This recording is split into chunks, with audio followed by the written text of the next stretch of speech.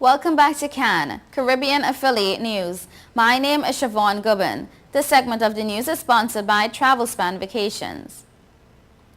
Sacked Berbice doctor Ramesh Jayakaran is claiming that he has been threatened that he will never get his job back once he speaks to Kaieteur News or the Alliance for Change again.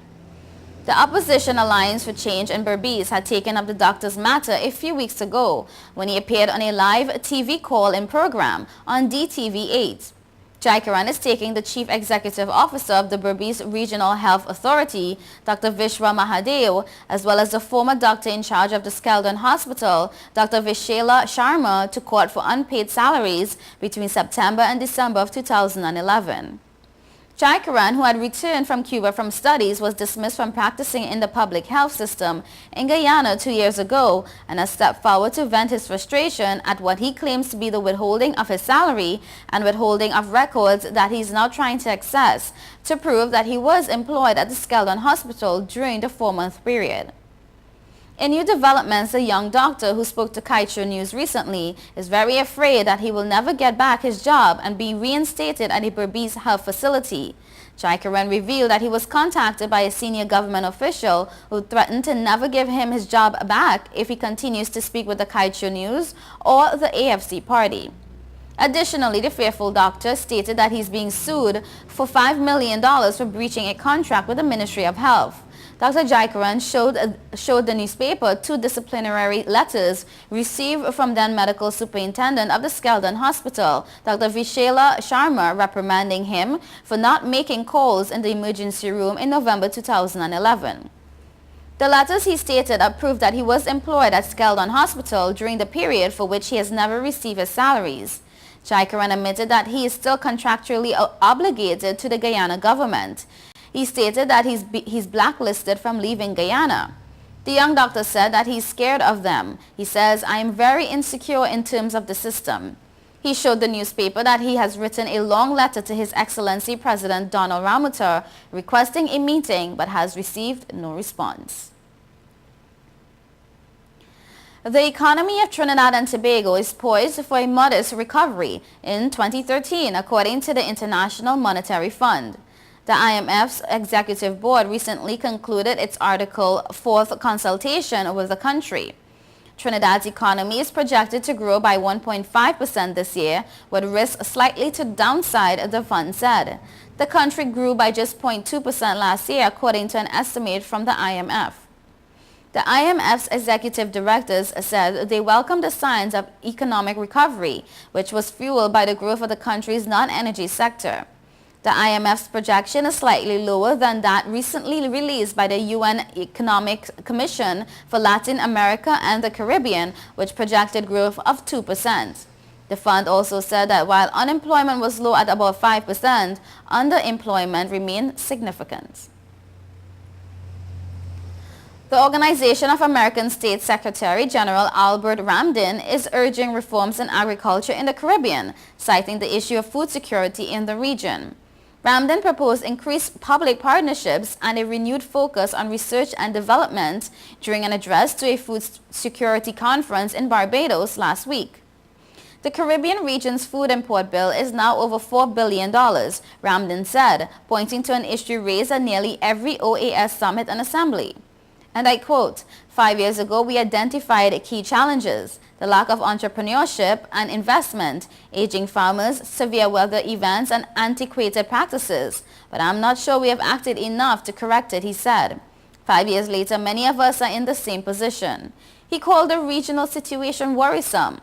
The reality is that we simply do not have direct control over a significant percentage of our food supply, and we are increasingly vulnerable to every change or disruption in external production.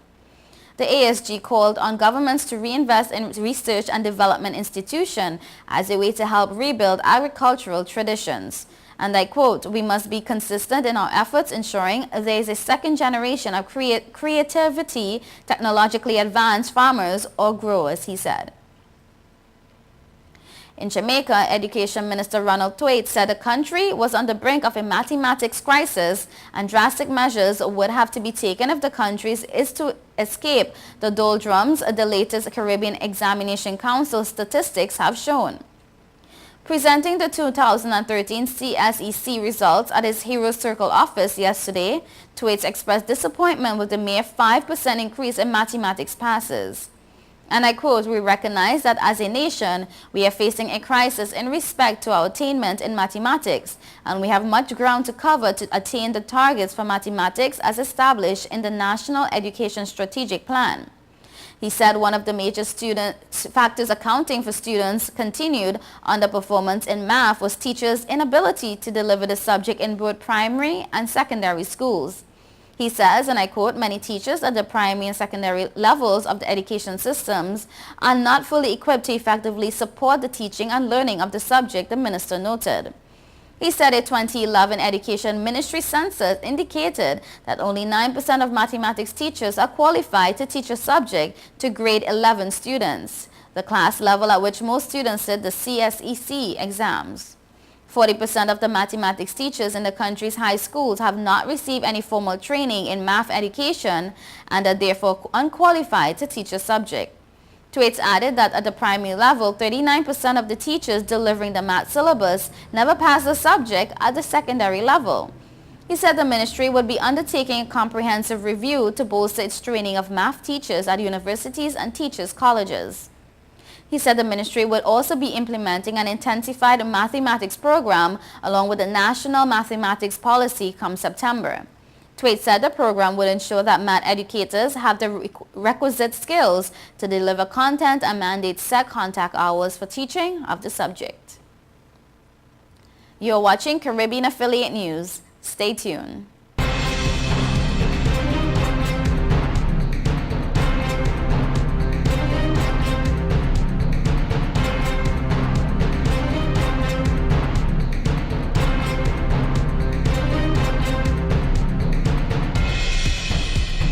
Since we announced Sign and Drive with zero out of pocket and low monthly payments, cars been flying out of Bronx Honda at a record pace. Whoa! New Corv is zero out of pocket for $249 a month, or new Civics just $199 per month, or save thousands with 0% financing. You never had to leave the Bronx to get the best price on the Honda. Bronx Honda guarantees the lowest price in the Bronx. Bronx Honda, East Tremont Avenue. Visit BronxHonda.com. From mom, let you take your car out. This is awesome. It's time to grow up. You're crazy.